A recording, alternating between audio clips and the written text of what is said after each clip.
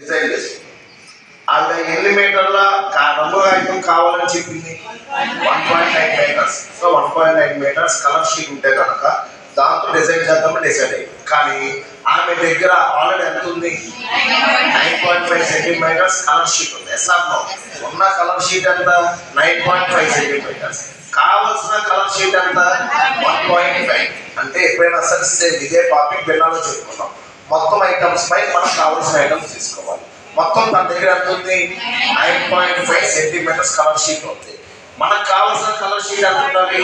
1.8 colour sheet ఉండాలి. So దీంట్లో ఎన్ని పీసెస్ వస్తాయని అడిగారు. పాయింట్ తర్వాత కుడివైపు ఒక స్థానం ఉంది, ఇక్కడ ఒక స్థానం ఉంది, సమాన స్థానం పే చేయాలి. 95/90. 90 ప్రధాన సంఖ్య ఏ నెంబర్ పోతే ఎన్నిసార్లు పోతుంది? 5. ఆన్సర్ ఎంత? 5. ఇప్పుడు చెప్పండి, 1.9 సెంటీమీటర్స్ కలర్ షీట్స్ ఎన్ని కావాలి? 5 కావాలి. సో మొత్తం ఉన్న షీట్ పై మనకు కావాల్సిన షీట్ వేస్తే మీకు ఆన్సర్ వస్తుంది. ఇది దశాంశాన్ని ఎంత భాగించారు? దశాంశంలో రైట్.